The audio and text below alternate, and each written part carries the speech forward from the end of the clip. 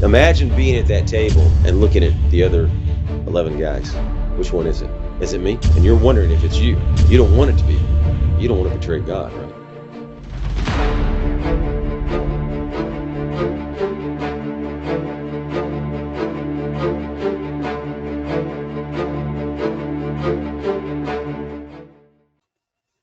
Restoring men and history. It's Easter, so we're looking at the Bible. Very important for men to know history, the Bible, the classics. So here we go. Matthew chapter 26, the plot to kill Jesus. When Jesus had finished all these words, he said to the disciples, "You know that after 2 days the Passover is coming. The Son of Man is to be handed over for crucifixion." At that time, the chief priest and the elders of the people were gathered together in the courtyard of the high priest named Caiaphas, and they plotted together to arrest Jesus covertly and kill him. But they were saying, "Not during the festival, otherwise a riot might occur among the people."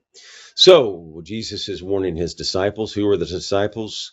12 handpicked men, right? That he is going to teach, and then they can go out in the world. Very important. So you men who are isolated alone, find a group of men. At this time, I'd like to invite you to subscribe so that you can help us build better, stronger men. These men had a group of men, and they were walking with Jesus Christ himself. He didn't pick one man. He didn't pick two. He picked 12 and everything he does is for a purpose. So, you need to be around others, men. We talk about that. But let's get back to the point. He's not walking along alone. The men aren't walking alone. He's teaching somebody. He's going to leave something behind. Of course, he has the grand purpose. 12 men that he will use to change the world, and one will betray him, right? They are not just doing it for an arrest. They are going to kill him covertly, which means secretly. Hush, hush, right? So watch what the chief priests, so they're going to do it secretly. Later we'll find out it's going to be done at night. And they don't just want to arrest him. Let me make this point clear. They say it, to kill him. Let's go back and just look at that. Handed over for the crucifixion. And they plotted together to arrest Jesus covertly and kill him. So not just to arrest him, they're going to kill him. Why? We'll get to that. Why do they want to kill him? So he's with the 12 men. They've walked together. They've been walking together. What do the Pharisees and the chief priest, the elders and the chief priests fear?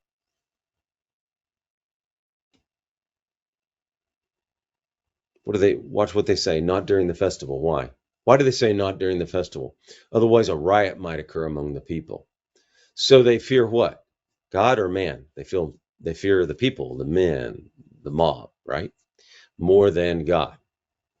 Interesting, right? That these people feel, and we see that today, right? You see a lot of people today that fear man or the mob or the people much more so than what? God.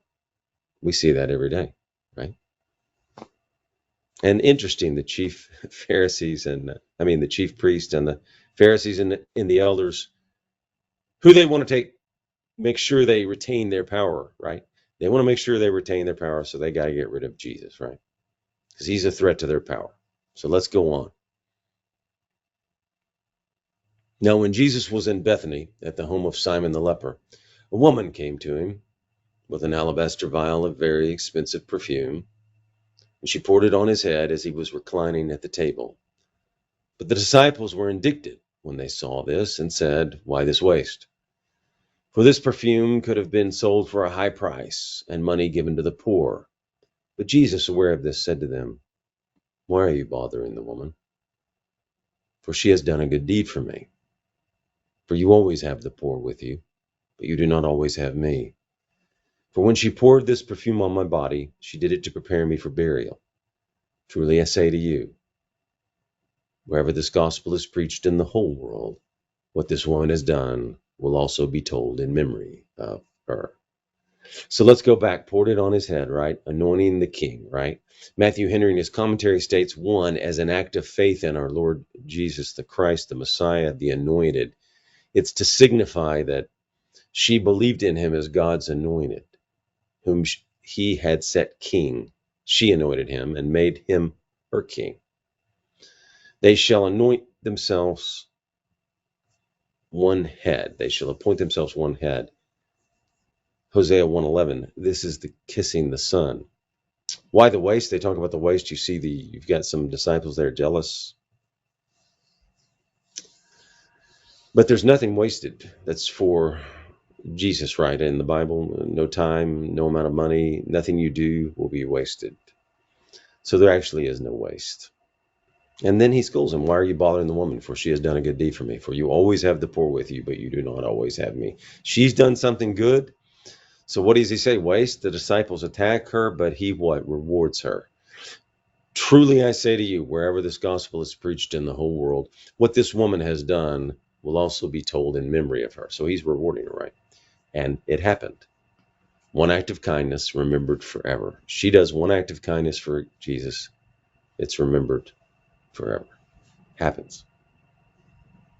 So you see an act of goodness by a woman, and now next you'll see a betrayal and disloyalty to God immediately after it. It's a great juxtaposition. This woman probably gives everything she has to do this. Doesn't seem like a wealthy woman, and that would be expensive and unusual to pour it over the head like that, but not unusual if you tie it to what you do for burial, right? You wouldn't just do that in every day, but she is preparing him. That's what they do, right? And he's not going to have that opportunity because he's going to be crucified. Secondly, here comes the betrayal. So you had a good act here, and now you're going to have a bad act. Then one of the 12, named Judas Iscariot, and you got to think about this. Judas Iscariot has been walking with him, talking with him. Went to the chief priest and said, what are you willing to give me to betray him to you? And how much do you think he asked for? A lot. What are you willing to give me to betray him? And they set out for him 30 pieces of silver. And then on he looked for a good opportunity to betray Jesus. Amazing, the last line. He looked for a good opportunity. Now, who goes to whom? The chief priests and the Pharisees and elders come to him? No, he goes to them. So that's interesting, right? Judas is proactive in his betrayal. It's not that they enticed him, come to him and say, hey, how about a couple of $1 million? Or how about a lot of silver and gold? In fact, it wasn't even gold, it's silver. For 30 pieces of silver. So think about this. One of the 12, one of the chosen ones, is the betrayer for 30 pieces of silver. And he's been walking with these other men too. So he's not just betraying Jesus. This is his group of men. This is who he has camaraderie with. This is who he eats with, sleeps with, talks with. They've done everything together, and he's been directly taught by God. And yet, for 30 pieces of silver, he's willing to throw all these men away, throw their purpose away, throw their mission away, throw God away, throw everything they've worked hard together to achieve for 30 pieces of silver. No loyalty. He's for himself, silver, and what else is he for? Is he for the men? His other men, his fellowship? No. Does he remember is he for God? No. He's for the devil, right? No loyalty to his group, no loyalty to God, no loyalty to the other men. Can't emphasize that enough. He's not looking, and where are you looking for opportunities in life? Where are you trying to go to? You want to be looking for the opportunity for good, right? Not the opportunity for bad, to betray somebody. He's looking for the opportunity to betray him. Amazing, right? This is somebody who's seen the miracles, and he's going to betray him. And he's going to go with the devil. And it's the plan. It's God's plan, God's sovereign. So it's all part of the plan. He picked 12 men, and one of them is going to betray him out of just 12.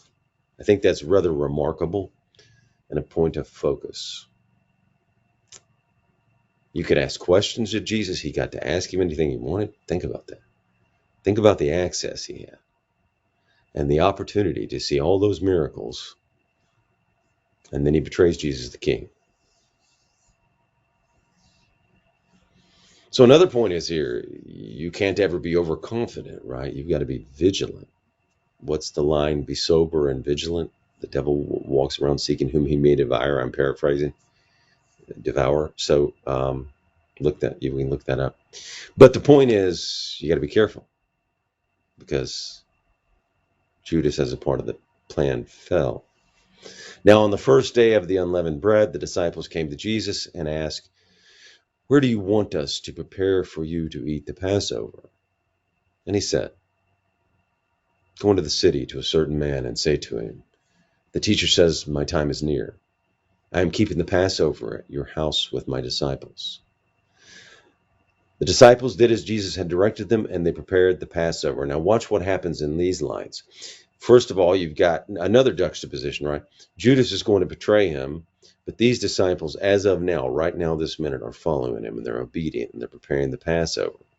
Loyal, different men at this moment to Judas. By the way, you want to build deep friendships, make sure you pick these guys, not this guy, right?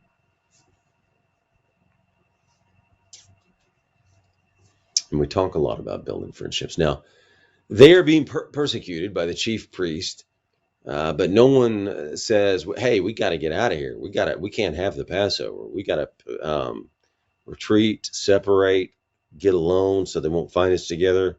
Somebody might have said that, right? We got to stop all this. They'll know. Everybody celebrates the Passover. They'll know where to look, but they don't. They don't say, "Let's go our separate ways and hide out."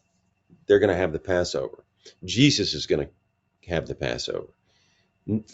So fear is not preventing them from what? Having the Passover, getting together, having the meal. Okay?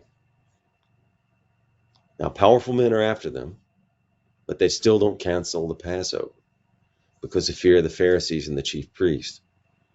You get that? He's not going to cancel it because of fear. So they need the Passover more or less with all their enemies around. They need it more, right? They need each other more or less with the Passover around. So when your enemies are coming after you, you need to embrace your friends and embrace God, right? And embrace these kinds of traditions. Fellowship.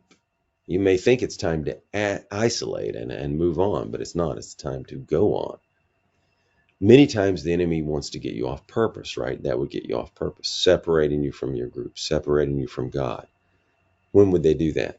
The enemy wants you not to get around and have fellowship, not to talk about God, not to be around God, not to read your Bible. But when the enemy's attacking you, that's when you need it the most, right? That's when you need your group of men. That's when you need to read the Bible. That's when you need to pray, right? Signs of authority. He does it with authority, right? Go into the city. He knows what he's doing. It's the plan. He's marking it. So, do they listen? Yes, they listen. The disciples did as Jesus had directed them, and they prepared the Passover. Obedient, loyal servants. The last Passover. Now, when evening came, Jesus was reclining at the table with the 12. And as they were eating, he said, "Truly I say to you, that one of you will betray me." Being deeply grieved, they began saying to him, each one, "Surely it is not I, Lord." And he answered, "He who dipped his hand with me in the bowl is the one who will betray me. Son of Man is going away, just as it is written about him. But woe to that man by whom the Son of Man is betrayed. It would have been good for that man if he had not been born." And Judas, who was betraying him, said, "Surely it is not I, Rabbi." Jesus said to him, "You have said it yourself." So Matthew Henry goes into the Passover, getting ready for Passover.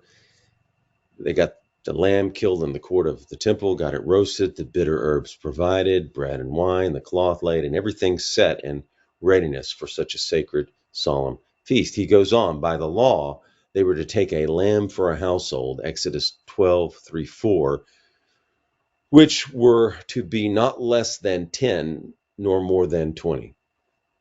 Christ's disciples were what? His household.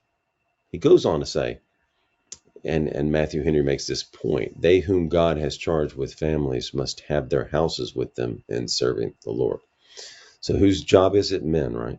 The head of the house, the man, must instruct the family in following God and serving him if you believe. If you don't believe, this is an important document for you to know today.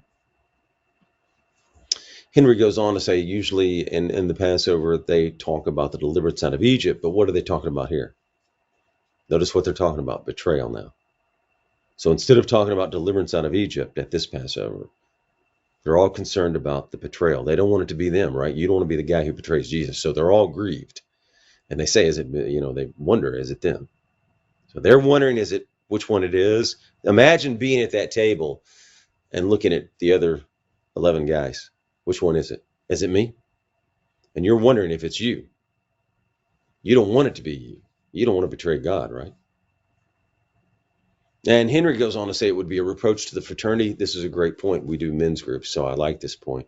For an apostle to prove a traitor and grieve them. Now think about this. This is not a chief priest, a Pharisee, or someone else. This is actually someone in the fraternity or someone in your group of friends. For them, it's their guy. What I want you to imagine, if this is one of your guys in your fraternity or group or sports team or whatever it is that's actually doing the betraying. Imagine how you'd feel with that and how it ups the stakes. I mean, I don't know that you can up the stakes anymore, but it does in a way. We think of Benedict Arnold in a different way than the rest of the British, right? Now, it makes them grieved, sad, and they don't know who's going to do it. So that's concerning. Peter, right up, Peter, he's always bold. He's always got to state his mind. Well, Peter goes, not me, right? He speaks up. Deeply grieved because they love him, right? Deeply grieved because they love him. Notice it bothers them. That's a good reaction too, because God knows all, so they ask him. He knows all. They know he knows all, so they ask him, is it I, right? They are fearful, and they've walked with him, and they don't want it to be them. Traitors right with us. Now, when someone's a traitor, we see it as much worse, right? Much worse as someone outside of us. When someone does it on the outside, or when they've stated they're an enemy, that's different than someone within us. So he may be the greatest, he is the greatest traitor of all time, right? He'd be the greatest traitor of all time. If you like these videos, please subscribe, comment, like, and hit the notification button.